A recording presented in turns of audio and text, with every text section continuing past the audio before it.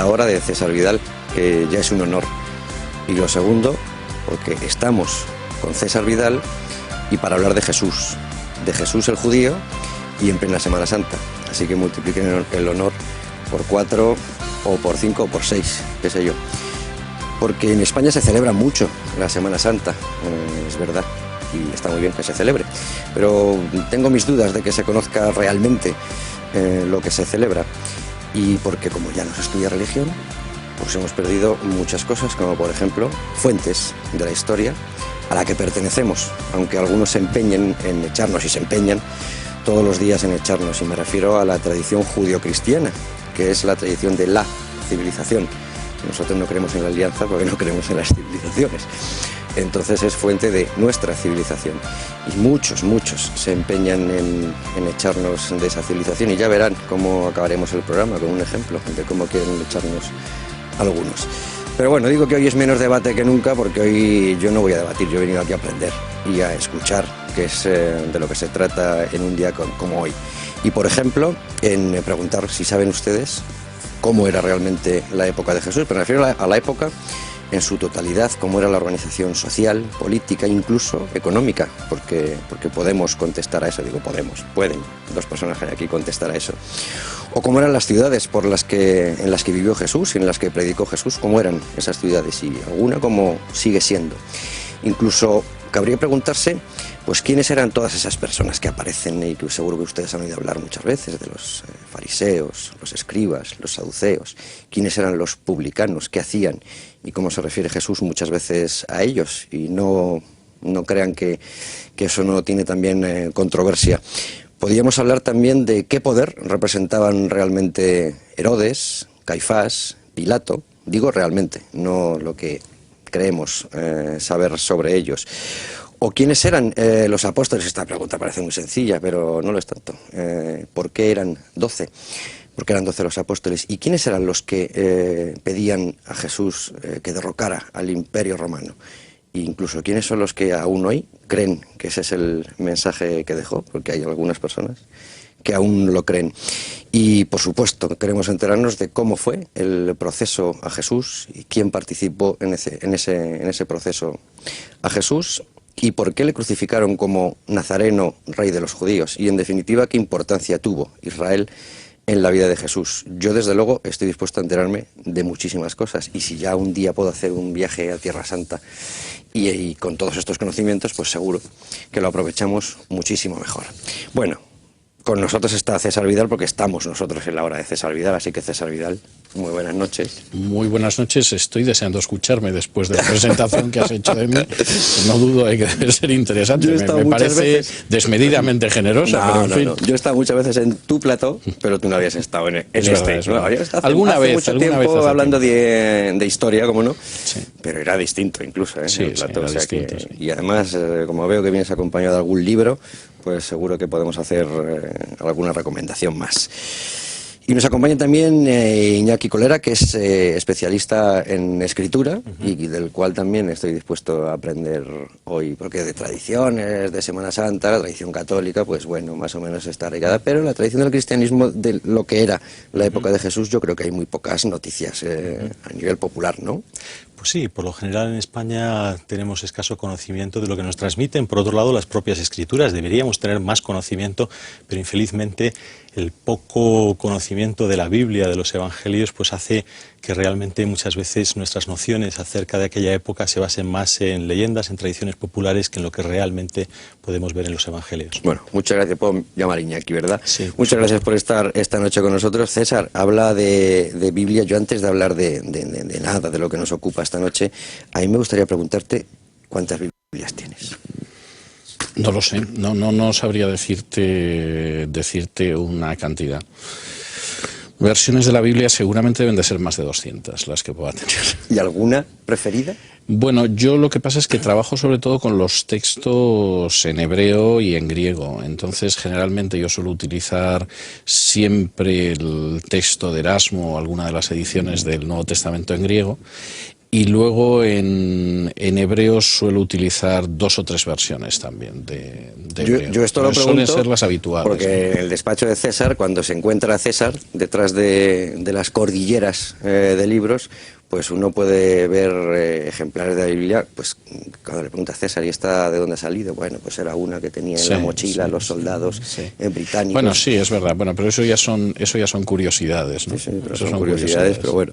Y otra pregunta más que quiero hacerte, que también tenía mucha ganas de hacértela hace mucho tiempo. ¿Cuántos libros tienes o estudios dedicados a Jesús, directa o indirectamente? Vamos a ver, dedicados directamente a Jesús yo creo que deben de ser en torno a media docena. Es decir, el último es Jesús el judío, pero sí es verdad que hay toda una línea de investigación sobre la figura y la enseñanza de Jesús que prácticamente ha durado 2 décadas. Jesús el judío casi es la consumación de toda una línea de investigación. Este ejemplar que ahí tiene el sellito, eres el de la 3ª edición, no he podido coger otro porque estamos en la 4ª y probablemente... Estamos en la 4ª. Y probablemente camino de la 5ª. Yo creo que camino sí. de la 5ª.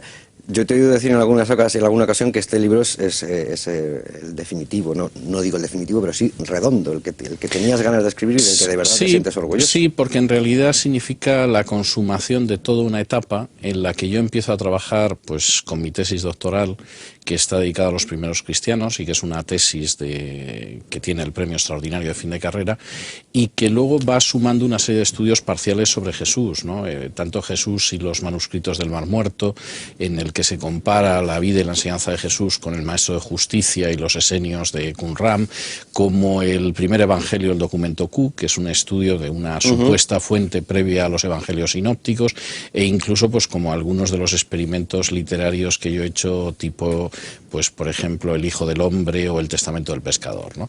De alguna forma Jesús el judío es la consumación, la condensación también de un trabajo que, insisto, ha durado prácticamente 2 décadas.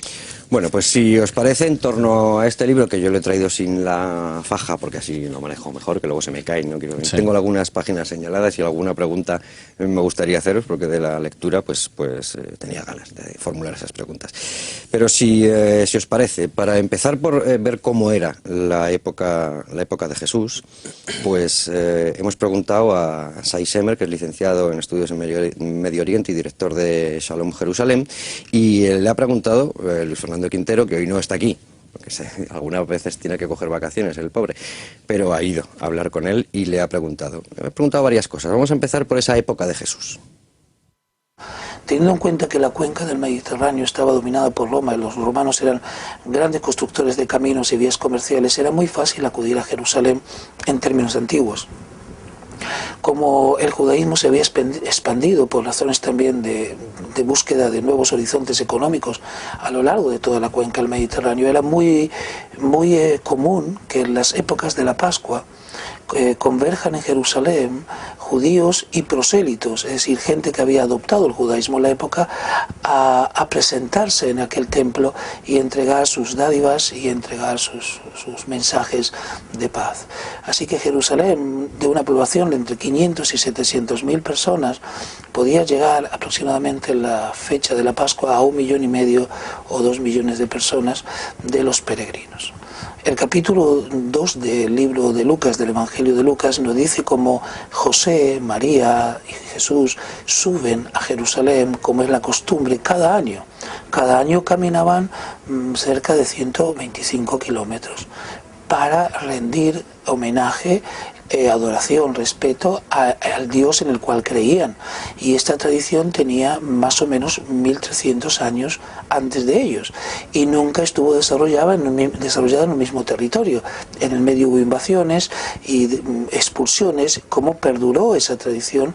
Porque el mensaje realmente había calado en la fe de los israelitas.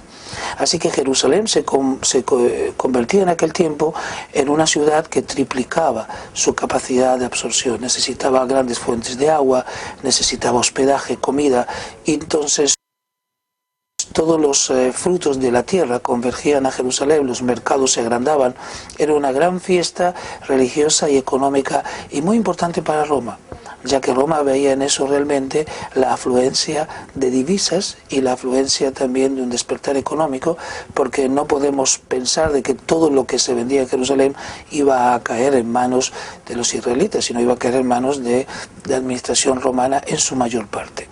Lo que sí, lo que traía aparejado también esto es un problema de seguridad para Roma. Mucha gente reunida en una ciudad conquistada por el rey David, que tiene el nombre de Jerusalén y que tiene también una esperanza de que venga una Jerusalén celestial, una fecha que implica el recuerdo de la libertad, mensajes de libertad y de redención que se están diciendo cada momento.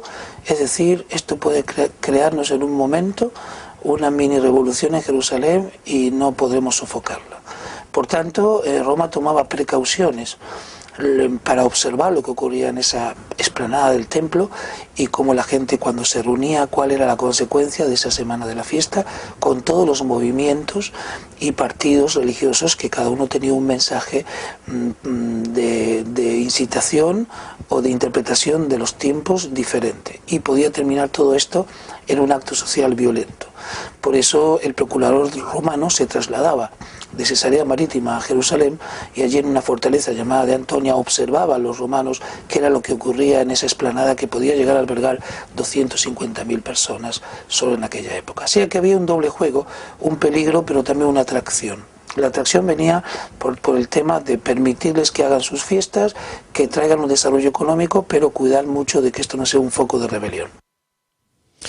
Vamos, que en Roma no le quitaban el ojo de encima, y el entorno político, más o menos, según nos cuenta Alexander, es muy distinto al que podíamos imaginar. Está hablando de muchísima gente, y de muchísima gente que se congrega en épocas determinadas. Pero el entorno político de Jesús, ¿cómo era? Yo creo que hay tres factores que tienen una enorme importancia en la época de Jesús. El primer factor es el factor judío. Es decir, efectivamente, esa es la tierra histórica de Israel, es una tierra de la que han sido expulsados y han regresado en alguna ocasión, pero existe un factor que es fundamentalmente religioso, cuyo centro efectivamente es Jerusalén, es la ciudad en la que está el Sanedrín, es la ciudad en la que está el Templo de Jerusalén. Ese es un aspecto, y en términos religiosos la esperanza además es una esperanza típicamente judía, como es el Mesías. El segundo aspecto sería el aspecto romano. Es decir, Roma aparece en esa tierra en el siglo I a.C., decide quedarse allí porque es una zona de enorme importancia para controlar lo que es el sur hacia Egipto y el norte, lo que sería Siria y Mesopotamia. Llega con un Pompeyo, efectivamente, que entra en el Templo de Jerusalén, entra en el Santísimo, quiere ver cómo es ese Dios al que no puede ver nadie, porque en el Santísimo solo entra el sumo sacerdote una vez al año, corre la cortina, no ve nadie y no ve nada y se queda desconcertado. Y durante unas décadas Roma controla esa zona a través de un rey títere que es Herodes el Grande.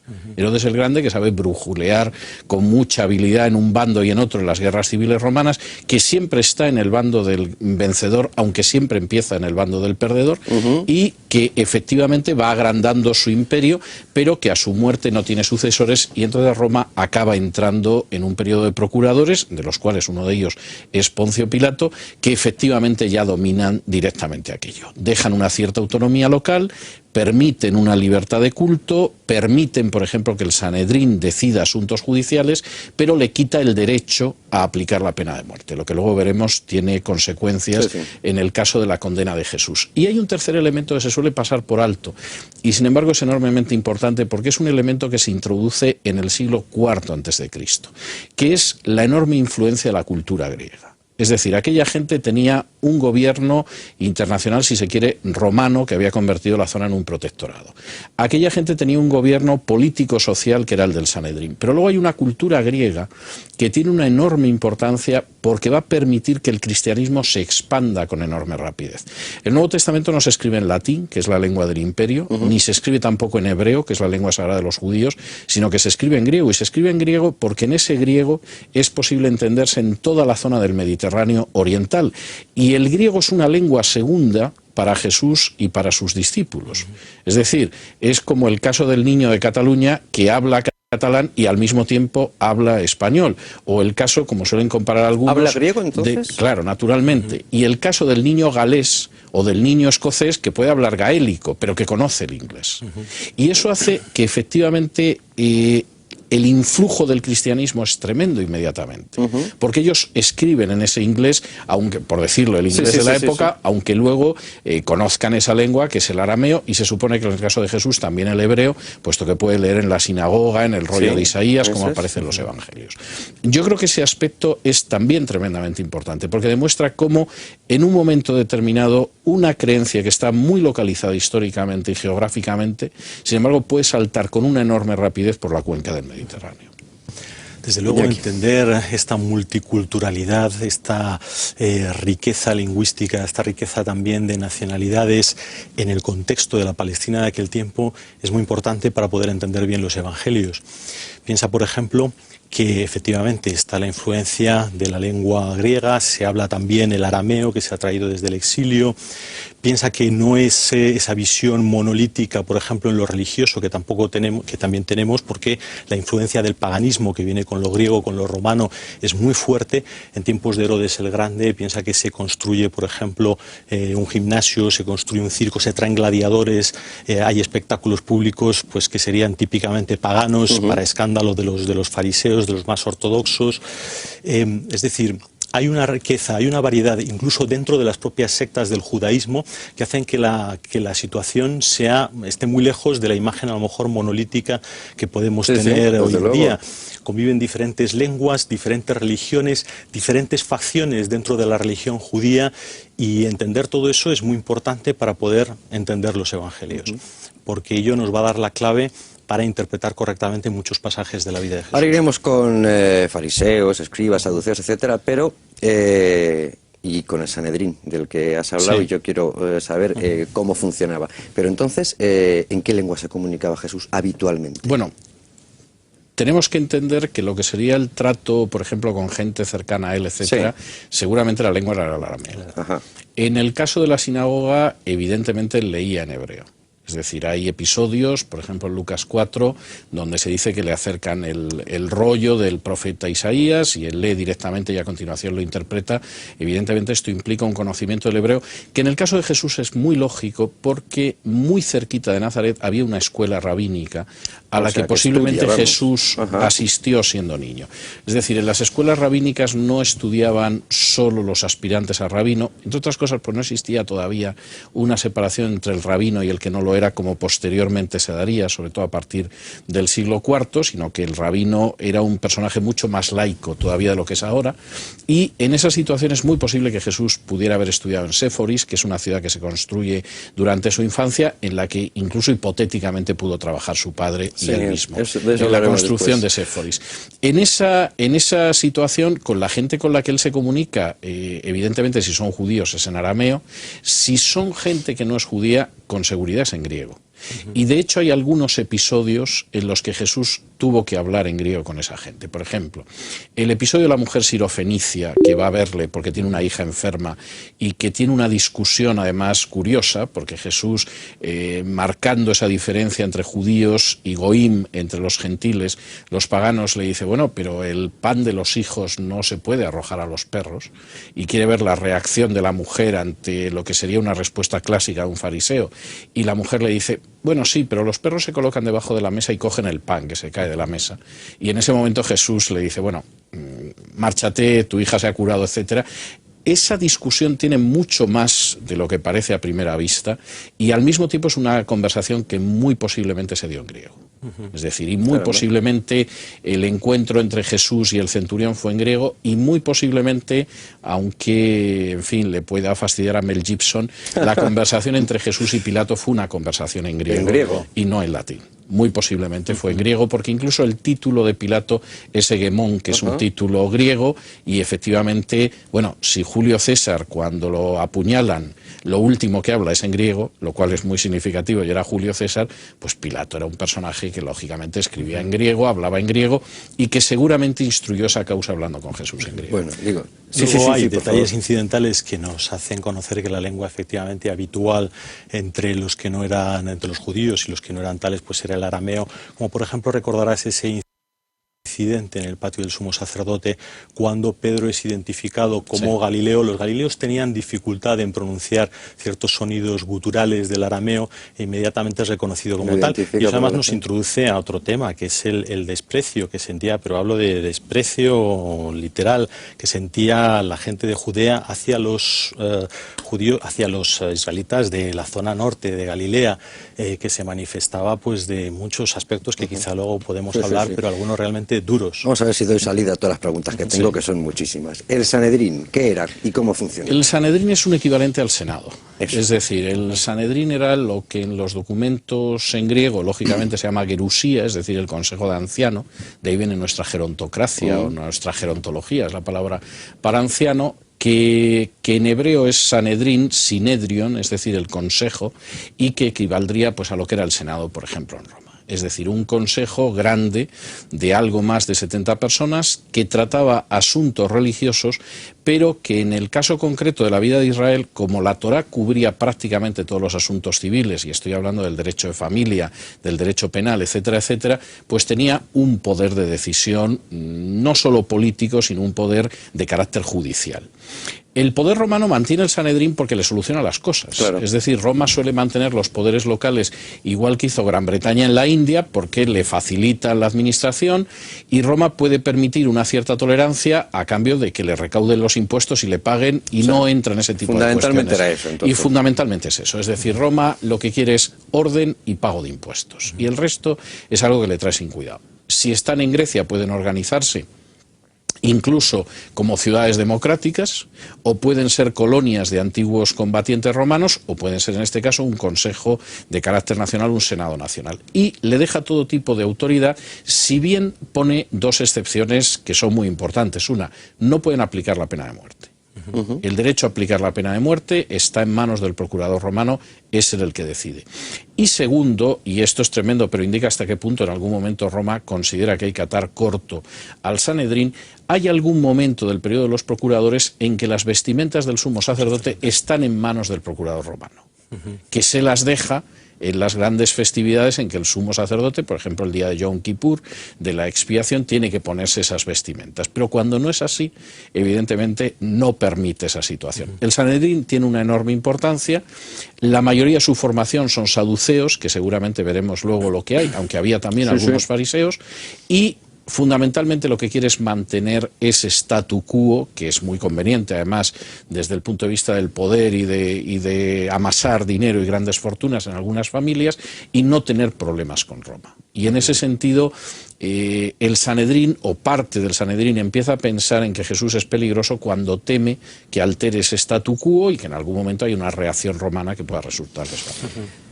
Entonces, vamos a ver, tenemos, hay una frase siempre hay de vosotros, escribas y fariseos, hipócritas, escribas y fariseos. Has hablado también de los saduceos y yo añadiría después a los publicanos con los que Jesús también tiene una relación, y además cuentas en tu libro que no conocía demasiado las monedas, pero sí tenía claro el episodio este de a Dios lo que es de Dios y al César lo que es del César, y el ejemplo de Zaqueo, que luego también hablaremos de ello. Pero entonces, a ver, por decirlo de alguna forma, esto ya no sería en tipología social, esto ya sería más bien grupos religiosos. Sí, vamos escribas, fariseos, saduceos. Yo creo que esto es bastante interesante, porque el judaísmo no era monolítico, como estaba diciendo antes Iñaki. El judaísmo estaba dividido en lo que se llama convencionalmente sectas, o podríamos llamar escuelas de pensamiento. Los saduceos eran fundamentalmente una casta de origen sacerdotal que tenía casi monopolizado el servicio del templo, pero desde luego siempre el cargo de sumo sacerdote caía en alguien.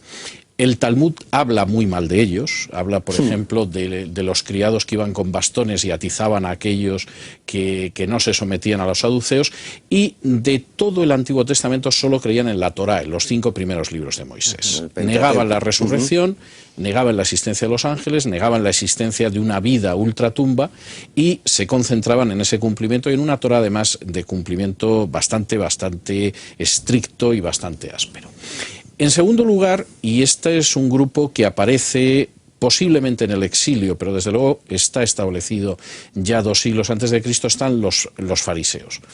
Los fariseos originalmente eran los perushim, los apartados, es decir, gente que decide que ciertas normas de santidad que la Torá establece para los sacerdotes se van a hacer extensivas a todos los judíos, como una forma de limpieza, de pureza espiritual que abra el camino a que Dios envíe a su Mesías. Y en ese sentido, los fariseos tienen un impulso democratizador porque rompen en buena medida con esa aristocracia sacerdotal, pero también tienen un impulso de separación que hace que miren por encima del hombro al resto de los judíos. Tanto saduceos como fariseos contaban con escribas. El escriba era, a fin de cuentas, el que ponía por escrito esa interpretación de la ley, el que transmitía cosas. Y bueno, conocemos que en Egipto el escriba tenía un papel esencial, pues en una sociedad como la judía, que se basaba además en un libro sagrado, evidentemente tenía un papel el escriba. Los fariseos, pero la ideología del escriba era según el grupo al que pertenecía. Vale. Y en ese sentido, bueno, pues los fariseos sí creían en la resurrección, creían en la llegada del Mesías, creían en que había otra vida, en un juicio final y en un destino eterno de castigo o de premio para aquellas personas que lo pasaran, para todos los seres humanos. Es decir, eran totalmente distintos a lo que podían pensar los saduceos. Había otro pequeño grupo, que eran los esenios, que vivían en Qumran, que eran muy parecidos ideológicamente a los fariseos, pero que consideraban que los fariseos, por decirlo de alguna forma, eran demasiado blandos y se habían retirado a orillas del Mar Muerto a ser lo que pensaban que había que ser en términos de seguimiento estricto. Todos estos grupos eran pequeños, es decir, por poner un ejemplo y que no se me malinterprete, pues es como si alguien pretendiera que los franciscanos o que el Opus Dei son toda la Iglesia Católica. Yeah. No, la Iglesia Católica es la Iglesia Católica y luego tiene una serie de grupos que pueden tener un peso mayor y que puede ser la Compañía de Jesús o la Renovación Carismática, etc. Dentro del pueblo de Israel, la mayoría no eran saduceos, no eran fariseos y mucho menos esenios. La mayoría era gente que creía en la Torá, que en mayor o menor medida cumplía la ley de Moisés, que bajaba a las fiestas judías y que esperaba el Mesías. Y esta gente era contemplada por parte de los fariseos como los Am Haaretz, es decir, los hijos de la tierra en un sentido despectivo. Jesús va a hacer un llamamiento especial a los hijos de la tierra, por decirlo en un sentido despectivo, y va a insistir en el hecho de que esa autojustificación propia de los fariseos y de los saduceos no solo no es buena espiritualmente, sino que es muy contraproducente en términos espirituales. Pero se refiere sobre todo a los fariseos, ¿no? Sí, la mayoría de las hay una veces. cosa que es importante entender, y es que efectivamente son grupos muy minoritarios. Se calcula que, por ejemplo, los fariseos podían ser unos 6.000 nada más. Para los fariseos era muy importante, dado que los saduceos eran realmente los que detentaban el poder político, era muy importante el apoyo de la gente. Y eso hace entender bien la alarma que ellos sintieron al ver que las multitudes empezaban a seguir a Jesús. Porque, insisto, ellos necesitaban el apoyo de la gente generalmente se apoyaba en la opinión de los fariseos más que en la de los saduceos, y digamos era su contrapeso para, digamos, equilibrar la situación con el poder saduceo. Cuando ellos ven que la gente empieza a seguir a Jesús, esto causa gran tensión, gran alarma. Pero efectivamente se trata de grupos siempre pequeños. Y no tienen un poder adquisitivo determinado, eso no les caracteriza, ¿no? Bueno, en el caso de los saduceos, pero no tanto por no ser saduceos. Clase. En el caso de los saduceos hasta cierto punto sí, porque efectivamente en el caso de los saduceos la aristocracia sacerdotal es saducea. Y eso hace que, por ejemplo, tengan un negocio extraordinario con el Templo de Jerusalén. El Templo de Jerusalén tenía una serie de sacrificios. La gente llevaba sus sacrificios, sus animales, exactamente, ahí, ¿no? Y se encontraban con el hecho de que cuando llevaban el animal, pues efectivamente los saduceos, los sacerdotes, podían rechazar el animal alegando que no era idóneo para el sacrificio. Imponer otro. Pero se podía comprar alguno de los que ellos vendían en el templo y efectivamente ese con seguridad era idóneo. Con lo cual el negocio era extraordinario, incluso tenían un sistema de cambio con una generosa comisión que permitía que las monedas del donativo del templo, que no podían llevar imágenes en contra de la Torá de Moisés, pues fueran monedas en las que uno cambiaba esa imagen, que podía ser la imagen, por ejemplo, del emperador romano, por una moneda en la que no aparecía una imagen y por lo tanto era lícita. Claro, este emporio además tenía consecuencias espirituales tremendas, como era el hecho de que el patio del templo, que estaba dedicado exclusivamente a los goim, a los que no eran judíos, ya se había convertido en una especie de supermercado. Claro. Y eso explica por qué Jesús entra en ese patio del templo y echa a los animales, echa a los cambistas, etcétera, porque como él dice, la casa que tenía que ser de oración se ha convertido en una cueva. Lo que pasa es que al final eso queda como la expulsión de los mercaderes, y no eran tanto mercaderes como... eran tanto mercaderes como cambistas y gente que lo que estaba era profanando un lugar sagrado. O sea, un centro de negocio... No es un alegato anticapitalista de Jesús. Claro. A eso voy, porque hay muchas interpretaciones sobre ese episodio. Pero, segunda pregunta, que le hacíamos a Saixemer, y esta vez más concreta que la anterior, sobre Galilea. Bueno, Galilea era y es uno de los lugares más fértiles que tiene Israel, o lo que en aquel tiempo se llamaba la provincia de Judea. Galilea, por tener fuentes de agua, por tener poblados más distantes y por tener una población dedicada a quehaceres que no les acercan mucho a la élite intelectual, eran considerados personas de un poco disminuidos en su nivel de comprensión, por ejemplo, de las escrituras, su nivel cultural. Los galileos tenían famas de ser personas de educación media-baja, y por lo tanto había cierta discriminación entre los grupos. Por ejemplo, los de Judea o de Jerusalén no veían con tan buenos ojos en ciertos niveles a los galileos. Por otro lado, los galileos eran los que tenían muchas veces mucha más pertenencia a la tierra y eran capaces de ser los cabecillas de las revueltas. Galilea contaba con fuentes de aguas, que eso les traía abundante pesca, contaba con tierras mucho más prolíferas por las precipitaciones anuales, hasta 1000 milímetros en la parte norte, y por lo tanto las aceitunas, los frutales, los pescados y todo lo que podía dar la tierra, el mejor lugar era Galilea. Y en ese lugar se desarrolla tácticamente el ministerio de Jesús, en la Galilea. Pero este no es el motivo. El motivo es que había más tolerancia política, porque estaba dividido, aquel tiempo se dividía la gobernación por zonas, y la zona de Galilea o Nazaret tenía una tolerancia política o una especie de, podemos decir, menos sensibilidad a ciertas expresiones comparado con Jerusalén. Es decir, por lo que en Galilea podría ser una discusión y un enfrentamiento, en Judea la misma discusión podía llevarte a la muerte.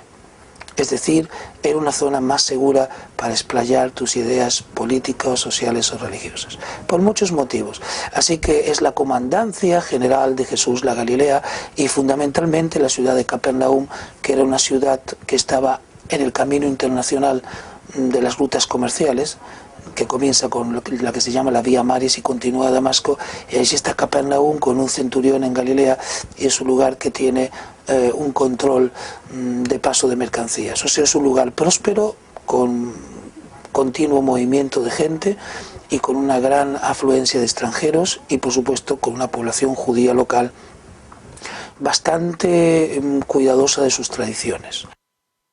Bueno, pues aprendemos sobre Galilea y sobre esa tolerancia política, esa libertad, podríamos hablar, que podríamos decir, no sé si muy exactamente, que había en Galilea, y supongo que Capernaum es Cafarnaum, ¿no? Sí, bueno, la ciudad es Ekfarnahum, que en castellano ha dado Capernaum y Cafarnaum como formas de transcripción. Hay dos elementos que yo creo son importantes, un poco por abundar un poco más en lo que decía Shai.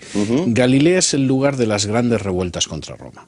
Es decir, la primera gran revuelta es la de Judas el Galileo, y cuando en el proceso de Jesús, tal y como narra el Evangelio de Lucas, los que llevan a Jesús ante Pilato quieren que lo condene, y Pilato no ve que aquello sea para ocuparse de ello, le dicen, viene de Galilea, lo cual evidentemente es un comentario malintencionado. Es decir, de nuevo voy a poner un ejemplo que no corresponde exactamente, pero es como si alguien dijera, cuidado que es vasco, ¿eh? Y entonces, en ese sentido, el comentario es malintencionado, aunque Pilato saldrá de él muy bien diciendo, pues si es de Galilea, no es competencia mía que se lo manden a Herodes, ¿no?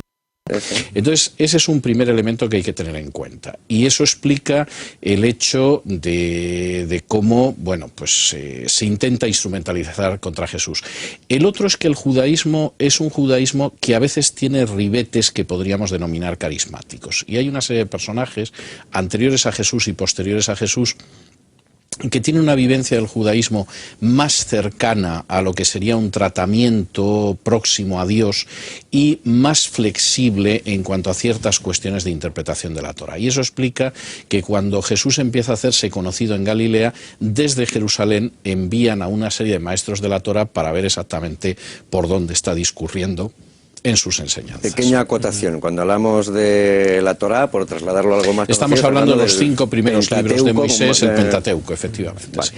Bueno, sobre el poder político, que en el anterior bloque a lo mejor nos hemos dejado algún fleco, aunque nos vamos haciendo la idea de cómo era en esta época. Me gustaría añadir una cosa Sí. con respecto a Galilea, antes de entrar en eso, porque son quizás 2 pequeños detalles que pueden hacer entender cuál era la visión que se tenía desde Judá acerca de los galileos.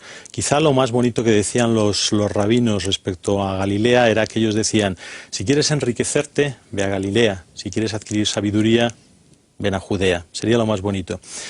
Pero fíjate hasta qué punto se llegaba, y lo que voy a decir es fuerte, que algunos rabinos extendían la prohibición de tener relaciones con gentiles a tener relaciones, incluso relaciones matrimoniales, con los israelitas provenientes de Galilea.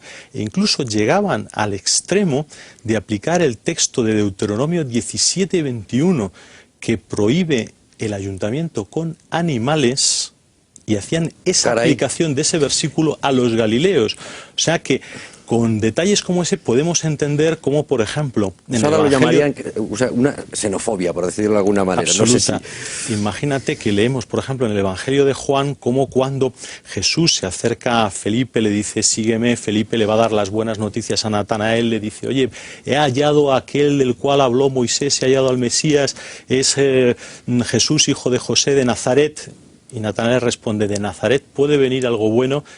Ahí tenemos el contexto de lo que pensaban los judíos, ¿verdad?, de la gente del norte de Galilea. ¿Y eso, esa sensación y esa opinión estaba extendida entre todo el mundo o eso solo? No entre solo todo lo el mundo, pensaban pero sí élites? tenía un peso. Yo creo que en el caso de las élites, efectivamente, esto era bastante claro. Yo creo que ahí hay un choque entre el sentimiento de aquellos que efectivamente quieren luz espiritual y que de alguna forma, si tienen ese prejuicio va cediendo ante la cercanía de Jesús, y los que por el contrario desde un principio consideran que efectivamente de Nazaret no puede venir nada bueno. Es decir, de Galilea es algo que no puede venir, hasta tal punto que incluso en los evangelios hay algún momento en que se equipara a Jesús con los samaritanos, que era un grupo aparte que vivía en el norte, que habían tenido en la época de la monarquía de Israel un templo rival del templo de Jerusalén, y que era gente a la que se equiparaba a los gentiles, e incluso peor que la mayoría de los gentiles. Nos tienen que adjetivar, hay que decir buen samaritano. Exactamente, sí. O sea, que el común samaritano no era bueno. Y hay ocasiones en las que efectivamente a Jesús incluso lo insultan llamándolo samaritano y equiparándolo con eso mismo. Bueno, vamos al poder con nombre y apellido. Vamos a Herodes, a Caifás, a Pilato. Bueno, respecto a Herodes, es común que haya una cierta confusión porque, claro, hay más de un Herodes en los evangelios. Y hay que entender que cuando los evangelios empiezan con la infancia de Jesús, naturalmente estamos hablando de Herodes el Grande. Ese político tan taimado que ha descrito antes César Vidal, que era capaz de estar siempre con el vencedor en las sucesivas guerras civiles en Roma, y que fue realmente pues un caso curioso, ¿no? Porque un idumeo que, digamos, hereda el poder de lo que es el reino de los macabeos y está allí reinando durante mucho tiempo, y que deja un problema realmente tremendo a la hora de su muerte, porque primero testa en uno de sus hijos, luego cambia el testamento y al final se arma allí un follón que es lo que provoca esta situación en la que realmente ya vemos intervenir al poder romano por medio de procuradores. Es decir, Herodes el Grande en principio testa en favor de uno de sus hijos, Herodes Antipas, luego cambia su testamento a favor de Arquelao, tenía un tercer hijo, Felipe. En el momento de su muerte, los diferentes partidos herodianos van a Roma a hacer sus intrigas, a conseguir que el poder pues recaiga en uno o en otro. En principio parece ser Arquelao el que tiene ventaja, pero también directamente en Roma se recibe reciben embajadas de personas que dicen, vamos a ver, aquí ninguno de los hijos de Herodes es digno de ocupar el cargo, estamos hartos de los desmadres y abusos que ha cometido el padre y no queremos a ninguno de los hijos. Al final los romanos parecen decantarse por Arquelao, pero los propios abusos de Arquelao al final hacen con que sea depuesto. Y entonces llegamos a esa situación en la que tenemos, por un lado, a un procurador romano controlando lo que es Judea y Samaria. Tenemos también a, sería Herodes Antipas, otro de los hijos que está reinando en lo que sería Galilea y Perea, y Felipe, que quizás sea de los hijos de Herodes el más presentable, que está en la Tracónite y bueno, pues otras regiones, digamos, del noreste de Palestina. Hay que también entender que precisamente uno de los problemas que sucedió en épocas de Jesús y que vemos reflejado en lo que le ocurrió a Juan el Bautista, que acabó siendo decapitado precisamente por denunciar que Herodes Antipas tenía a la mujer de Felipe, lo cual era naturalmente escandaloso. Y precisamente ese problema con la mujer de Felipe, de hecho, acabó haciendo con que el propio Herodes Antipas acabase también muy mal su reinado. Pero bueno, entonces la situación que tenemos es que se empieza con Herodes padre y se termina con dos de los hijos de Herodes reinando en dos partes de lo que es el territorio de Israel, pero con un poder romano en Judea, sustituyendo a lo que debería haber sido pues el reino de Arquelao, aunque en principio él iba a reinar como etnarca y sí, bueno, según se comportase, el poder romano le podía haber dejado como rey o no, pero la verdad es que fue un total desastre. Menuda familia, ¿no? Sí, después de Herodes, que era malísimo, pero hay que reconocer que era un político extraordinariamente sagaz, el resto de la familia fue un desastre. El último es Herodes Agripa, del que sí se nos habla en los Hechos de los Apóstoles, que fue un personaje, yo creo, que tenía mucho de Herodes el Grande, es decir, supo llevarse muy bien con los judíos, lo cual significó que en algún momento desencadenara una persecución contra los primeros cristianos, y al mismo tiempo supo dar una apariencia a los súbditos que no eran judíos de estar cerca de ellos, es decir, había aprendido de alguna forma las mañas de Herodes el Grande y no era un personaje sanguinario como Herodes el Grande. Y aunque luego nos ocuparemos del proceso a Jesús, sí me interesa ahora un retrato de Pilato. Bueno, Pilato es un funcionario romano clásico que es ¿asimilable enviado... a qué? Pues es difícil, ¿no? Seguramente alguno de esos gobernadores ingleses que iban a poner orden en la India en algún momento.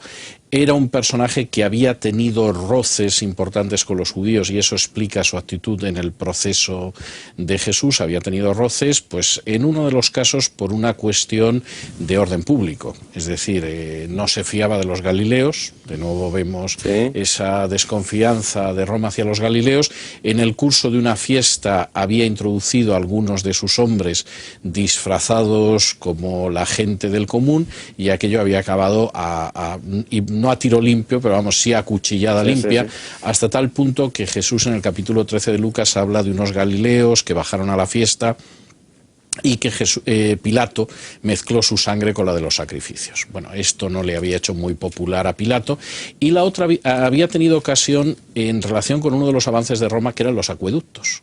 Cuando en un momento determinado Pilato quiere construir un acueducto y decide que el dinero del tesoro del templo tiene que cotizar en parte el acueducto, y eso acaba provocando una especie de rebelión cívica no violenta de los judíos que se colocan tumbados delante de la residencia de Pilato, que en algún momento dice que ahí tienen el cuello y que los puede degollar, y que al final hace que las protestas desde Roma pues paralicen el poder apoderarse del dinero del templo.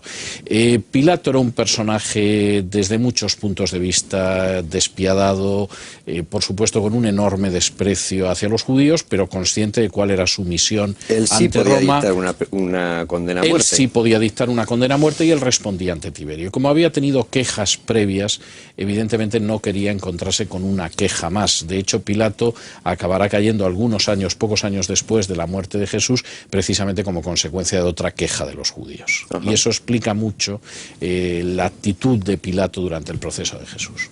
No sé si estabas buscando algo que No. creo que te estaba buscando. Bueno, vamos a ver. Si veis que salto demasiado, me corregís. Pero yo hay una pregunta que siempre he querido hacer, la de los 12 apóstoles. Y claro, mencionados como tal en una lista de 12 no están, ¿no? Sí, sí están, sí están, sí. Hay varias listas de 12, aparece, Iñaki me corregirá si me equivoco, pero hay una lista de los 12 en cada uno de los evangelios sinópticos, Mateo, Marcos y Lucas, sí, en los 3, y luego hay una más en los Hechos, cuando efectivamente además se habla de cómo ha muerto Judas Iscariote, que se ha suicidado. Pero Juan, por ejemplo, nombra 9, ¿no? No, en todos los casos ¿sí? se mencionan, sí. Sí, vamos a ver, hay un elemento importante en el número 12, que hace que incluso cuando los 12 son 11 se hable de los 12.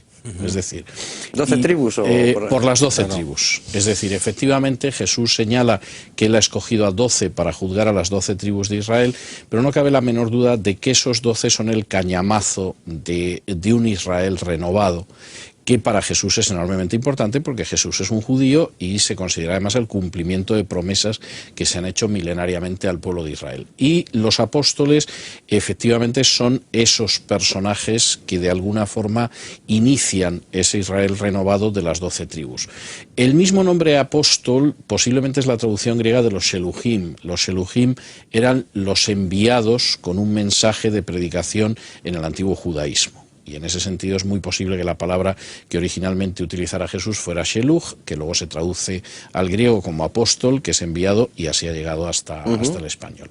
Yo creo que ese es el papel extraordinariamente importante de los 12 personajes. Bien es verdad que el conocimiento que tenemos de ellos pues es muy dispar. Es decir, hay personajes, como pues el caso de Juan o de Pedro, que efectivamente conocemos bastante de ellos, y hay otros personajes de los que más allá del nombre apenas tenemos información. Sobre los 12. La dificultad con las listas de los apóstoles tiene que ver con un tema de nomenclatura. Sí. Simplemente en esa multiculturalidad de la que hemos hablado antes, pues muchos de ellos muchas veces pues tenían un nombre de origen arameo, combinaban esto con un nombre de origen griego, y esto a la hora de confeccionar las listas provoca una cierta confusión, ¿no?, a la hora de identificarlos. Pero sí, sabemos quiénes son.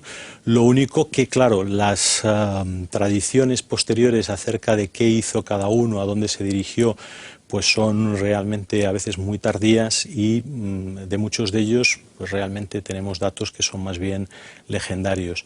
Así que no tenemos una idea exacta de lo que la mayoría de ellos hicieron. La tradición nos dicen que todos, excepto Juan, que murió de viejo pues supuestamente en la isla de Patmos, pues fueron martirizados de una forma o de otra, pero realmente ya tenemos que apoyarnos en tradiciones a veces muy posteriores. ¿De entre qué grupos elige Jesús a estos 12 y por qué?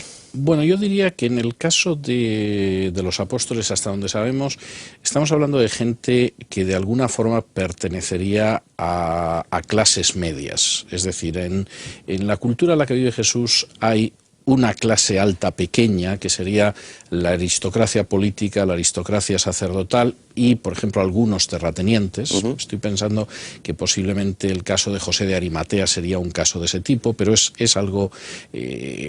una clase muy pequeña y que no tiene muchos representantes dentro de lo que serían los seguidores de Jesús. Luego, al otro extremo hay una clase verdaderamente muy miserable, que generalmente está relacionada con gente o que padece algún tipo de enfermedad física como consecuencia pues de la salud de la época. Es decir, era muy numeroso, por ejemplo, el número de ciegos o gente que tenía enfermedades de nacimiento, y hay referencias en los evangelios, y gente que incluso vivía de la mendicidad, que era algo muy típico en Jerusalén, porque el Talmud habla de gente que se ganaba la vida colándose en las bodas y en las circuncisiones. Es decir, que de alguna forma el pícaro es anterior al Lazarillo de Tormes y existía en la sociedad de Jesús. Y entre medias había unas clases medias que a veces podían ser relativamente acomodadas, a veces no se separaban tanto de la clase baja, que era gente que se movía en torno a la artesanía, a la agricultura, a la pesca, etc. En el caso del grupo de Jesús, la mayor parte de la gente pertenece a ese grupo. Posiblemente la única excepción que conocemos que sería algo más acomodado es el caso de Mateo Leví, que era un recaudador de impuestos. Era un publicano. Y por lo tanto la situación era una situación más acomodada, porque el publicano era una institución típica de la administración romana, que era aquella persona a la que se le arrendaba la recaudación de impuestos. Él pagaba a Roma lo que había que pagar, y por supuesto se le quedaban muchas cosas entre los dedos, lo que explica que los publicanos fueran tan mal vistos por los judíos, y con razón. razón. Y efectivamente Mateo es un personaje que pertenece a los publicanos, al que Jesús conoce cuando está sentado en la mesa de los tributos, en el telonio, al que le llama para que le siga y que efectivamente le sigue. El resto de la gente, por lo que sabemos, pues era gente más centrada en lo que podía ser la pesca, etcétera, aunque también hay alguno que tenía que ser relativamente acomodado. Estoy pensando en los hijos de Zebedeo, que por ejemplo tenían asalariados, es decir, serían pequeños o medianos empresarios, que diríamos hoy los hijos de Zebedeo. Pequeños y medianos empresarios. Exigencias políticas que se le hacían a Jesús, y en esto digo porque han llegado hasta hoy. Jesús, con el poder que iba adquiriendo, lo que podía hacer era derrocar al Imperio Romano. Yo no sé si eso se lo recrimina o se lo demanda algún apóstol a Jesús, o eso es una cosa que, claro, ven a una persona que empieza a tener muchos seguidores y que puede ser una amenaza real al imperio, y que eso se puede... Yo creo que ahí hay, vamos a ver, primero, hay casos en los que efectivamente quieren hacer rey a Jesús. Es decir, en el capítulo 6 de Juan se narra cómo en un momento determinado, exactamente, como en un momento determinado, después del episodio de la multiplicación de los panes y los peces, sí, la multitud evidentemente llega a la conclusión de que un problema tan serio como es el de comer todos los días puede solucionarse y quieren hacerle rey, y Juan insiste en el hecho de que cuando Jesús vio que venían a hacerle rey, inmediatamente pasó a otro lado para evitar que quisieran proclamarlo rey. Yo creo que esa tentación existe en todo momento. Creo que esa es una tentación incluso previa al inicio de la actividad pública de Jesús, porque en ese episodio de las tentaciones en el desierto, una de ellas es también la de efectivamente el poder político, y yo creo que eso es bastante obvio, y no cabe la menor duda de que al menos algunos de los apóstoles pensaban en eso, porque la famosa petición de los hijos de Zebedeo de sentarnos uno a la izquierda y otro a la derecha del reino, o de ir bajando hacia Jerusalén y ir discutiendo quién es el más importante de ellos, estar haciendo un reparto de carteras ministeriales, cosa que no le gusta en absoluto, pues evidentemente muestra eso. Eso chocaba con un elemento que a mí me parece muy importante y que es esencial para entender la visión de Jesús, y es exactamente el tipo de Mesías que Jesús dijo que era.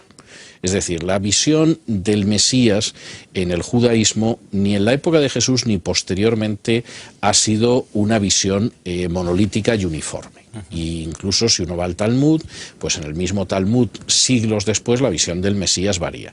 Todo el mundo estará de acuerdo en que el Mesías es el rey ungido por Dios, que es el cumplimiento de las promesas de Israel, etcétera, pero esa visión varía. Y Jesús asume sobre todo la visión del Mesías siervo que va a morir en sacrificio expiatorio por los pecados del género humano, y que aparece ya 800 años antes del nacimiento de Jesús en el libro del profeta Isaías, sobre todo en los capítulos del 52:13 al 53:12. Es decir, un siervo que va a parecer que ha sido ejecutado por Dios, que realmente va a morir en un proceso injusto, que no va a abrir la boca porque va a ser como una oveja que es llevada al matadero, y que sin embargo Dios está colocando los pecados de la humanidad sobre él.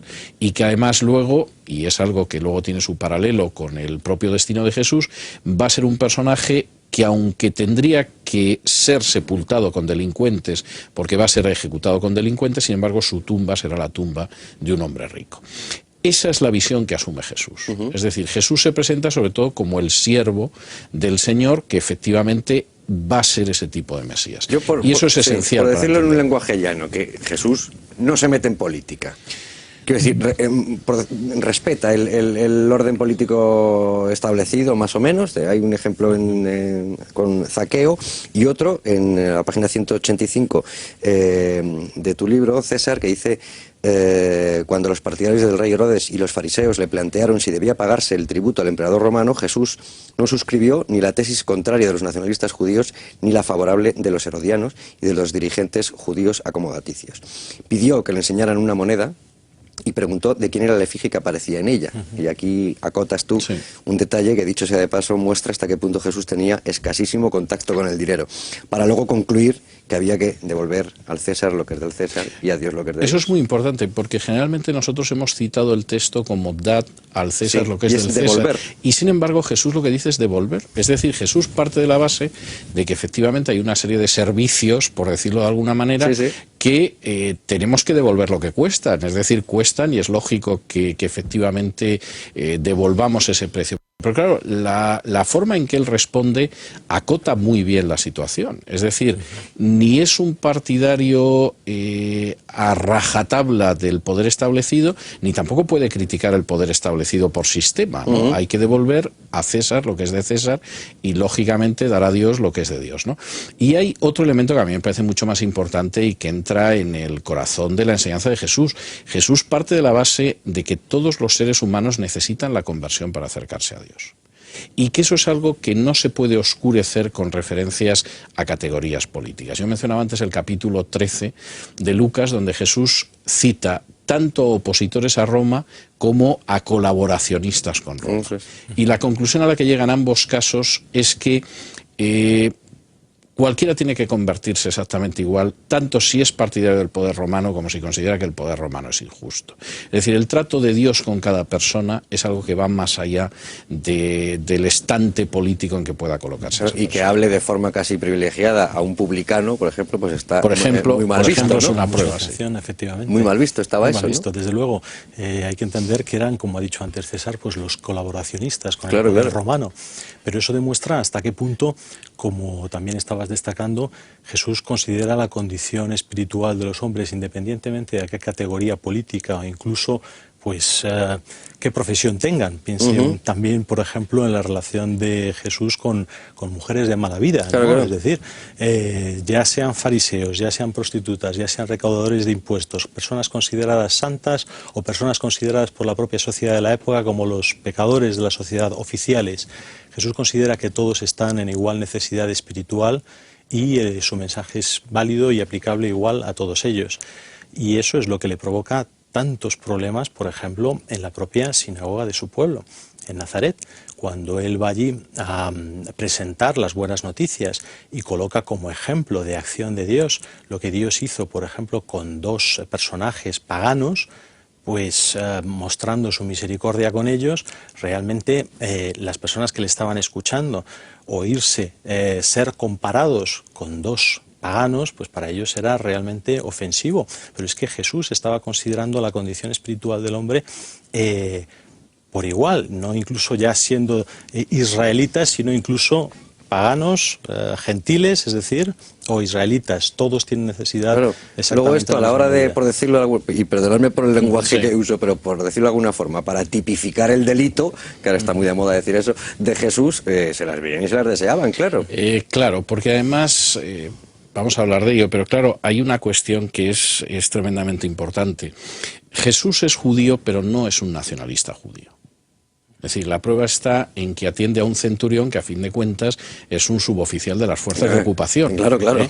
O atiende a una mujer siriofenicia que, encima de pagana, es mujer, por ejemplo. Es decir, la famosa oración de te doy gracias, Señor, porque no he nacido ni goy, es decir, ni gentil, ni mujer, ni asno, evidentemente es algo que no encaja en la visión de Jesús. Y además Jesús parte de la base de que existe una necesidad universal de salvación. Es decir, cuando él habla del género humano, curiosamente Jesús utiliza unas imágenes que son muy curiosas. ¿A qué se parece el género humano en general y cada persona en particular? Pues se parece a una oveja que se ha perdido. Y que como no vaya alguien a buscar a la oveja le espera un amargo destino por ahí perdida, ¿no? O el dracma. O el dracma, efectivamente. ¿O a qué se parece? Pues se parece a un dracma que, como no lo encuentren, desde luego no regresa al bolsillo, porque todo el mundo sabemos que cuando se pierde el dinero nunca regresa por su propio pie al bolsillo. O se parece al hijo pródigo, que a fin de cuentas es un niño pijo que malgasta su vida miserablemente. Y esa es la realidad. Entonces, el mensaje de Jesús en ese sentido es que todos y cada uno de nosotros nos encontramos en esa situación. Y el hecho de ser mujer u hombre, pertenecer a una clase social u a otra, o ser incluso judío o gentil, tiene una importancia muy relativa. Porque en última instancia todos necesitamos que alguien vaya a buscarnos y a llevarnos hasta Dios. Y eso me parece tremendamente importante. Luego Jesús podrá tener una visión del poder político que no es amable. Es decir, en un momento determinado le dicen Herodes te busca y él les contesta, bueno, pues ya le podéis ir diciendo a esa zorra que yo voy a seguir haciendo lo que tengo que hacer.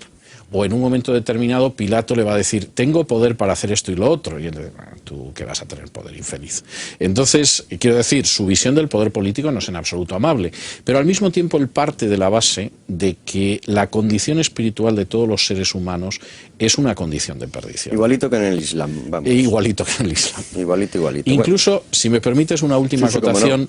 Jesús insistiría en el hecho de que posiblemente la condición espiritual peor es la de aquellos que consideran que son tan buenos que pueden ir por sí mismos, como en el caso de la parábola del fariseo y el publicano, que es ganas de meter el dedo en el ojo a la gente. Todo hay que decirlo, por las parábolas de Jesús nosotros las leemos de una manera bucólica, pero son muy provocativas y provocaban reacciones muy encendidas, donde efectivamente un publicano que va ante Dios y reconoce que es pecador y le pide que le acoge, es acogido por Dios y baja justificado a su casa, mientras que el fariseo, que está convencido lo buenísimo que es, y no como el publicano, evidentemente no va a ser justificado ante Dios. Nazareno, luego hablaremos de Nazareno, rey de los judíos, pero al hablar de Nazareno, pues preguntamos de nuevo a Seixemer por Nazaret. A través de excavaciones arqueológicas de los años 70 se descubre la ciudad de Séforis o Tzipori, a 7 kilómetros de Nazaret, que fue la capital de la Galilea en aquella época. Una ciudad esplendorosa, con 7 sinagogas, con una muralla, con casas de verano decoradas con mosaicos, con motivos del río Nilo, un lugar realmente donde el mármol y la madera sobreabundaban en el desarrollo urbanístico. Entonces comienza la asociación que ha sido un carpintero en aquella época, sino trabajar en la próxima ciudad, que es una polis romana, significa que tiene condición de capital, que puede emitir su propia moneda y que tiene lo que se llama presupuesto para desarrollo urbanístico. Ahí se necesitaban todos tipos de artesanos que podían saber trabajar una madera, desde cortarla, tratarla, hacer un trabajo de ebanistero y de construcción. La palabra carpintero no implica solamente coger un trozo de madera y unirlo. En aquella época todo la construcción de carpintería implicaba desde el proceso de la madera al cortarla hasta su elaboración artística también. Y como es común, hasta muy pocos tiempos también en España, o sea, hasta la década del 50, se puede decir en España, las profesiones libres familiares se pasan de padres a hijos y es una manera de preservar el poder económico de la familia. Así que podemos entender que José, el carpintero, traspasa a su hijo y a su familia este don de la carpintería, y hoy que hemos visto lo que es la Séforis resurgida por la arqueología moderna, comprendemos que sí es factible que un carpintero tenga lo que hacer en aquella zona. Entonces tenemos una Nazaret como una ciudad satélite, como de los cuantos pueblos que rodeaban a Séforis, y Séforis muy esplendorosa a unos 315 metros sobre el nivel del mar Mediterráneo, como una especie de nido de cigüeña, mirando a todo un valle, mirando todas esas ciudades o pueblos pequeños satélites que convergían allí y traían sus frutos de tierra o sus producciones para poder comercializarlas allí en Séforis. De esta manera el ambiente era muy interesante. Por un lado estaba la humildad, la pobreza, podríamos decir, de una vida en Nazaret, y el esplendor de Séforis para todos aquellos los que tenían algo que ofrecer en una ciudad. Y una carpintería o un carpintero no es una profesión de pobreza, como se transmitió a lo largo de la historia a través de, digamos, de los investigadores occidentales. Podemos decir que la lengua hebrea antigua o de la época, la palabra carpintero, que es nagar, también significa hombre culto. Culto, que significa que adquiere una educación, cosa que no lo puede hacer una persona de escasos recursos. Es decir carpintero, hijo de carpintero, significa carpintero, hijo de hombre culto, culto, hijo de culto. Por eso entendemos que la imagen del pobre carpintero es una imagen muy discutida, ya que en aquel tiempo el desarrollo de la zona era de mucho esplendor a la luz de los descubrimientos arqueológicos. También proliferaba mucho la madera en aquella zona, lo que permitía comprender por qué había tanta carpintería en los edificios romanos. Ese era lo que rodeaba a Jesús en su lugar de hábitat.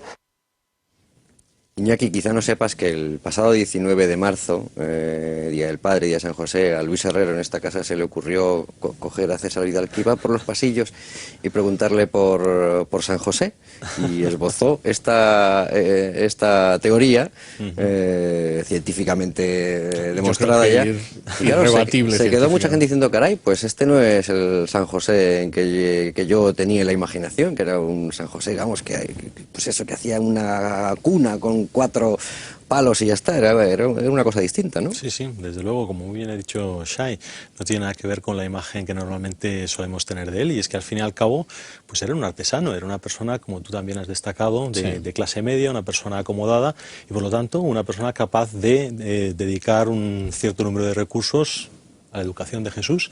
Así que esto contrasta con la imagen de pobreza que tenemos de él. Lo cual también tiene un enorme interés porque no deja de ser curioso, pero es toda una cosmovisión, ya que estábamos hablando de cosmovisiones culturales, el hecho de ese énfasis que siempre se ha hecho en la cultura judía en la educación. Claro. Es decir, en última instancia, ese poquito más que se podía tener de lo que a lo mejor podía ser la situación de un agricultor, que podía llegar a ser muy dura, como se ven en algunas de las parábolas de Jesús, pues ese poquito más que podía tener el artesano, aquella persona que tenía una empresa pequeña, etcétera, iba en muchos casos ligado a la educación, a la búsqueda de la educación.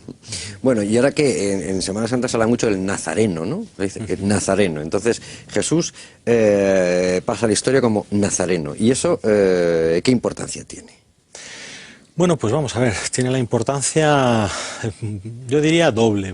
Por un lado, vincularlo con una tierra que, como hemos dicho antes, es objeto del desprecio de los habitantes de Judea, como es Galilea, con todo lo que supone incidir nuevamente en la humillación para Jesús, ese Hijo de Dios que viene a encarnarse en un siervo de los hombres y encima viene a identificarse con una región despreciada dentro del propio judaísmo.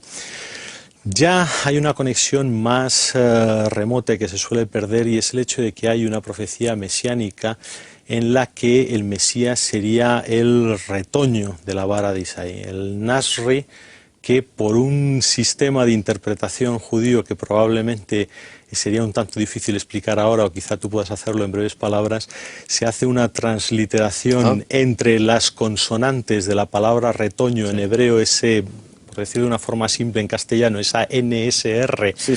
Como sabes, el hebreo es un idioma que no tiene vocales y por lo tanto se presta a este tipo de interpretación. No lo sabía, pero me di cuenta al ver cómo escribía Yahvé, digo, esto es por algo. Sustituyendo en la palabra retoño, o en lo que sería el hebreo de la palabra retoño, poniendo las vocales adecuadas, pues una persona podría leer en la palabra retoño una profecía mesiánica acerca de la vinculación del Mesías con la ciudad de Nazaret, pues que tendría las mismas consonantes, no así las mismas vocales. Esto es un sistema de interpretación de la escritura que a nosotros nos puede parecer curioso, pero que es común en la mentalidad hebrea y que nos da la clave para entender determinadas profecías, determinados pasajes de las Escrituras.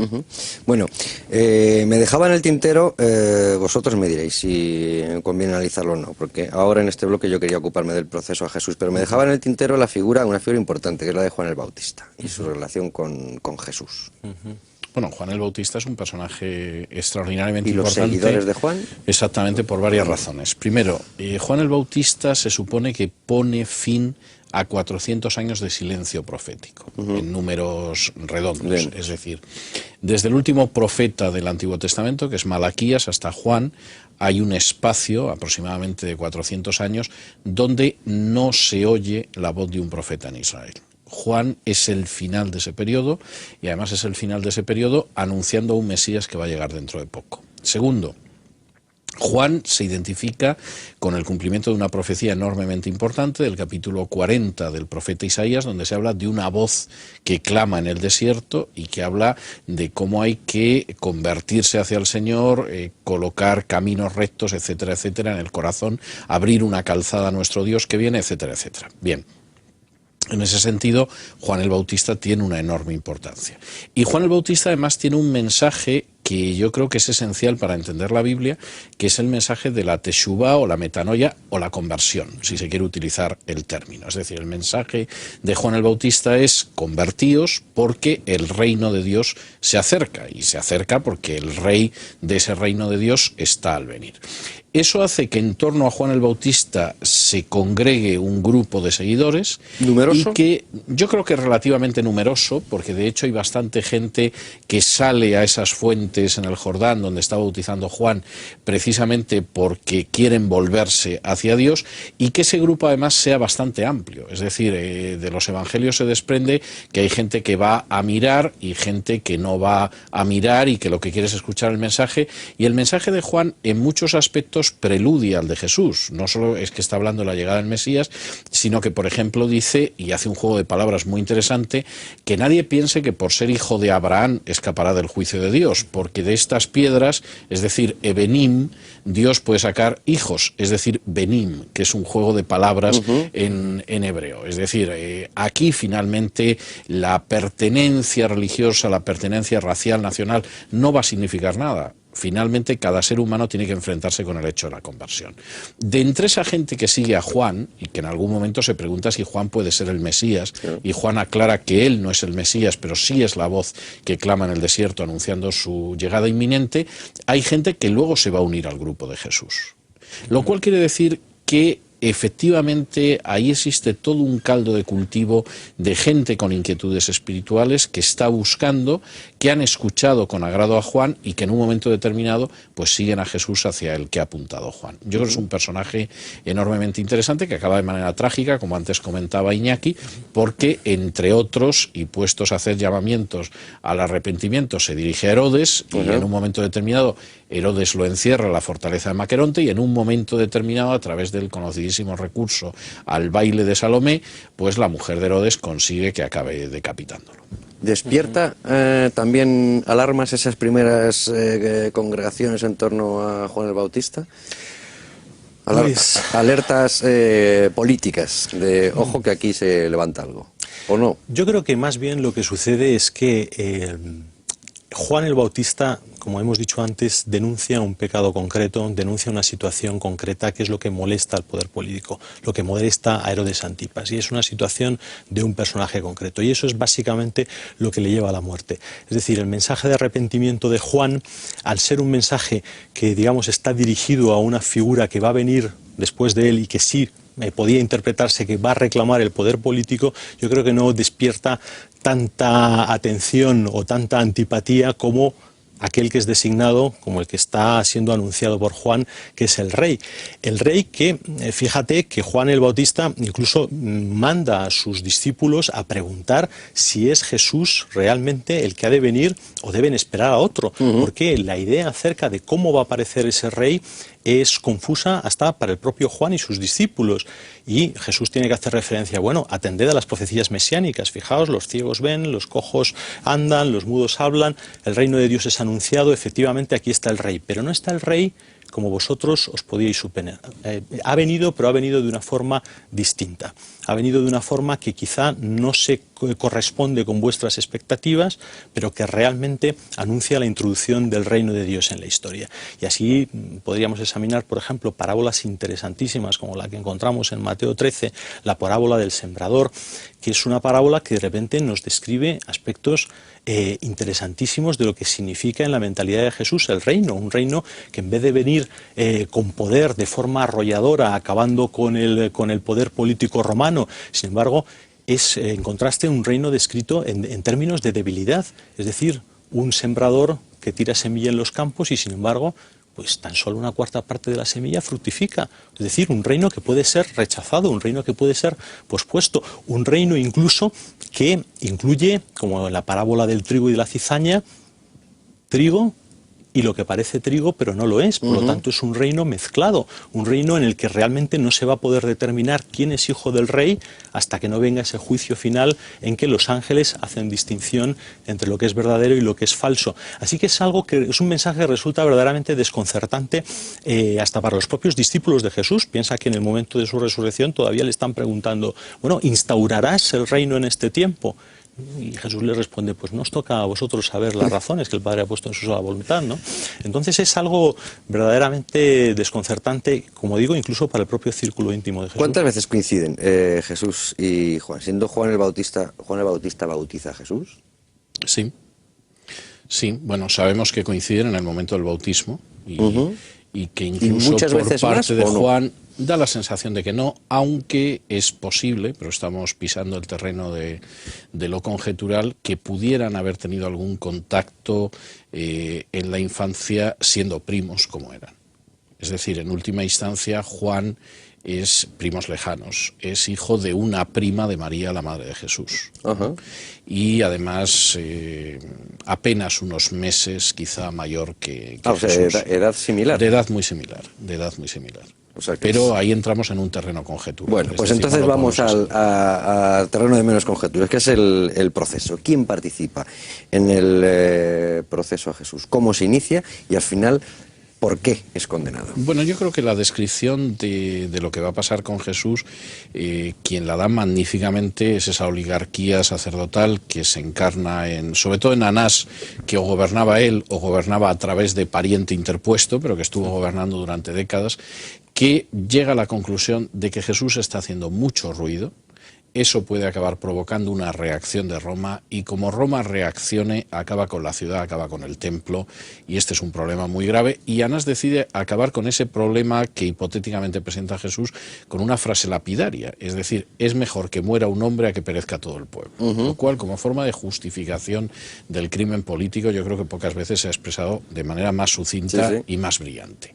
La tesis de ellos, de esta oligarquía en un momento determinado, es prender a Jesús, acusarlo ante el procurador porque no pueden ellos mismos condenarlo a muerte, y que el procurador finalmente dicte una sentencia que le castigue con la pena capital. El gran problema que se plantea, y por lo tanto el proceso ante el Sanedrín en realidad no fue un proceso, sino que es más bien una especie de encuesta, de instrucción, para ver cómo determinar aquello de lo que van a acusar a Jesús.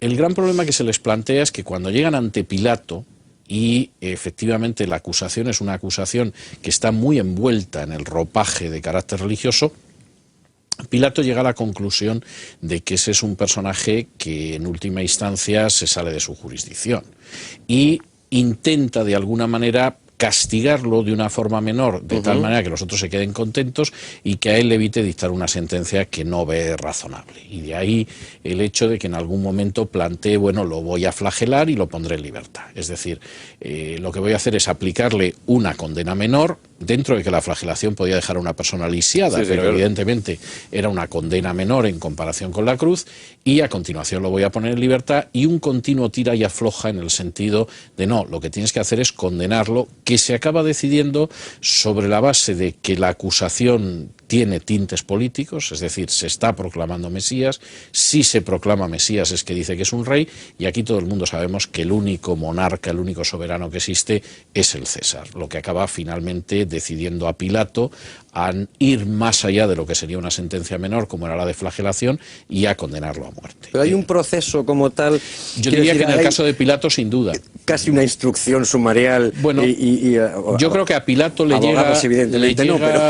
llega la instrucción prácticamente hecha. ¿Por parte por parte del Sanedrín. En un momento determinado, Pilato considera que no tiene jurisdicción y lo envía a Herodes. Herodes, que lo que quiere ver es si Jesús hace algún tipo de obra impresionante, pues lleva años escuchando sobre él, pero Jesús no se presta a ello, se lo devuelve a Pilato. Curiosamente, ese desprecio que los dos tienen por el Sanedrín hace que a partir de ese momento Pilato y Herodes se lleven bien, porque llegan a la conclusión de que la gente del Sanedrín es una gentuza y los dos están de acuerdo. A veces en política las alianzas no vienen por la confluencia de algo positivo, sino por la oposición a algo que se ve como negativo. y en un momento final es Pilato el que dicta la sentencia. La sentencia se dicta además en unos términos meticulosamente fieles al derecho romano, es decir, él lo hace de acuerdo a lo que sería la cognitio extra ordinem, que era un procedimiento judicial más sencillo que el que se llevaba a cabo en Roma, pero que era el habitual en provincias.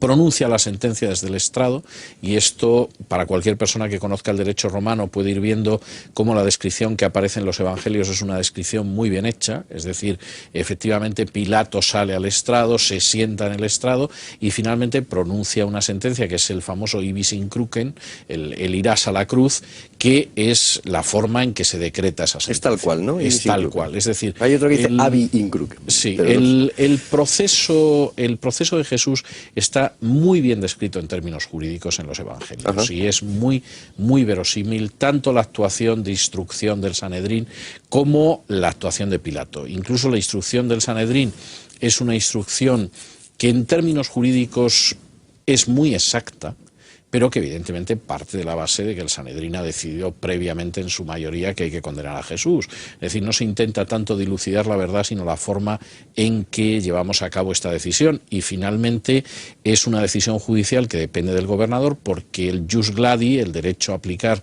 la pena de muerte, había quedado en manos del gobernador romano, que es lo que hace que la sentencia la dicte y la ejecute Pilato. De ahí que en la cruz aparezca un titulus, es decir, la condena en la que aparece Jesús Nazareno, rey de los judíos, que además se escribe en griego, lógicamente, en latín, que es la lengua del imperio, y por supuesto en hebreo, que seguramente sería arameo para que lo entendieran los de la tierra. Ajá. Y que efectivamente marca la historia, es decir, Jesús, lo que sucede es que ha muerto porque afirmaba que era el rey de los judíos, lo que provoca protestas de algunos diciendo la sentencia no tenía que haber sido rey de los judíos, sino que decía que era rey de los judíos. Claro. Y una cierta venganza de Pilato diciendo lo que yo he escrito ya está escrito. Claro. Y antecedentes había pocos para aplicar o sea, para instruir y para aplicar una sentencia así, ¿no? Antecedente ninguno.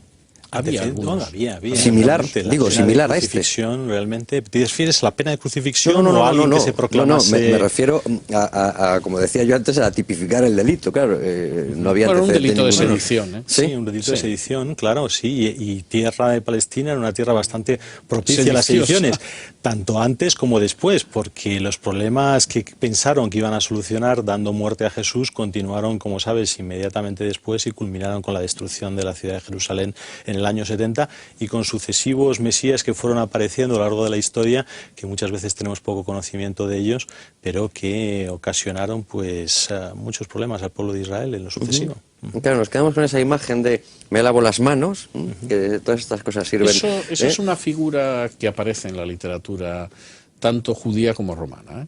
O sea, es verdad que Pilato al final ha cargado con el lavatorio de manos, pero eso es algo que aparece en la literatura clásica, incluso en la literatura judía, y era casi un recurso de decir, bueno, yo aquí no tengo ninguna responsabilidad en esto, pero yo, por ejemplo, cito en Jesús el Judío varios paralelos. Sí. Bueno, y por último habría que ocuparse, como no, de los que afirman ver a Jesús. Hablamos ya de resurrección y de los testimonios extrabíblicos, que además tú, César, citas aquí dos, y si me equivoco me corriges, de dos judíos, de Flusser y de Lapide. Sí. Bueno, yo creo que hay un testimonio muy importante que es de la época, que es el propio decreto de Nazaret, que es un texto que conocemos desde el siglo XIX, que muy seguramente se promulga en la época del emperador Claudio y nos ha llegado precisamente en una tabla de piedra de Nazaret, donde el derecho romano incluye una pena muy curiosa, que es llevarse cadáveres con ánimo de engañar. Es decir, no llevarse cadáveres, que eso por supuesto el derecho romano lo castigaba como profanación de tumbas, sino llevárselos con ánimo de engañar, y que es un curioso eco legislativo precisamente del enorme eco de la predicación de Jesús. Es decir, el legislador romano dice, bueno, aquí se lo han debido llevar. Esto hay que penarlo como tal porque esto es verdaderamente peligroso, pero explica hasta qué punto, apenas una década después de la crucifixión de Jesús, esto es un elemento que tiene una repercusión que llega hasta el propio Claudio. Yo creo que hay dos elementos que tú mencionabas que son enormemente importantes. Uno es la gente que afirma haber visto a Jesús y que además no es gente en términos generales propensa a haber visto a Jesús. Es decir, lo que nosotros sabemos es que los discípulos se esconden, lo que sabemos es que alguno duda extraordinariamente y lo que sabemos es que incluso alguno hasta fue perseguidor de Jesús hasta que tuvo una experiencia de ese tipo. El gran cambio que se produce es que, primero, la tumba parece vacía, se producen una serie de apariciones y gente que estaba absolutamente aterrorizada y escondida en su casa cambia totalmente y no tiene ningún temor a exponerse al poder del Sanedrín o al poder de los romanos. Y en algún caso, como sería el caso de Saulo de Tarso, evidentemente se convierte de perseguidor en estar dispuesto a ser perseguido. Yo creo que ese es un elemento muy importante. ¿Qué es lo que ha generado esto en algunos autores que además no son cristianos, como los que tú mencionabas, el caso de Pinchas Lapid o el caso de David Flusser, que yo creo que es uno de los grandes estudiosos de la figura de Jesús en el siglo XX? Pues la afirmación de que efectivamente tuvo que producirse ese tipo de aparición. Incluso Flusser menciona el famoso texto de 1 Corintios 15, donde dice, se le apareció a Pedro, a los 12, luego a un grupo que eran varios centenares y finalmente a mí, para decir, pues lo que cuenta ahí Pablo tiene que ser cierto. Porque realmente el cambio psicológico que se produce en personas que además no están predispuestas a creer en ello, la forma en que cambian sus vidas y la forma en que además se juegan la vida diciendo eso, obliga a pensar que ahí se produjo un fenómeno que puede ser difícil de reducir al terreno de las palabras, pero que es todavía más difícil de negar. Claro. Es que hay mucha gente que ante este tipo de argumentos suele decir, bueno, pero hay muchas personas que están dispuestas a jugarse la vida por lo que al fin y al cabo creen ser cierto, pero luego resulta ser una mentira. Pero lo que constituye el elemento diferenciador en el caso de los apóstoles y de tantos otros testigos que dieron su vida por afirmar que Jesucristo había resucitado, es que ellos no eran personas que hubiesen recibido un testimonio de segunda mano, sino que sabían perfectamente por sí mismos si lo habían visto o no lo habían visto. Es decir, no eran personas engañadas, eran personas dispuestas a morir por algo que ellos mismos sabían si era una mentira o no era una mentira. Y eso es un fenómeno muy distinto al del terrorista suicida que es capaz de inmolarse porque cree que haciendo estallar la bomba después va a ir al paraíso de las huríes de ojos verdes. Bueno, puede estar perfectamente engañado y sin embargo pues dar su vida por aquello. Pero claro, aquella persona que está afirmando morir, afirmando que Cristo ha resucitado y está dispuesto a morir por ello y sabe si es una mentira o no, es un caso muy distinto. Y lleva al propio Pablo a afirmar en una de sus cartas, si Cristo no resucitó, comamos y bebamos porque mañana moriremos. Es decir, si solamente confiamos en Cristo, como dice él, somos los más desgraciados entre los hombres porque nos estamos jugando la vida, estamos pasando todo tipo de penurias y lo estamos haciendo al fin y al cabo por una mentira. Entonces ese fenómeno psicológico al que apuntabas tú es que es tan importante porque ellos realmente estaban haciendo algo que sabían que era verdad y estaban dispuestos a dar su vida para afirmarlo, sabiendo que si eran engañadores, como buenos monoteístas judíos, el único destino que les esperaba era la Guena, era el infierno, porque estaban propagando mentiras, pero ellos estaban convencidos de lo que habían visto y ellos mismos eran testigos de esos hechos. Bueno, nos queda muy poquito tiempo y a mí se me quedan muchas cosas en el tintero, pero bueno... era inevitable. Era inevitable y además es bueno que se quede en el tintero, porque así podemos hacer otro programa.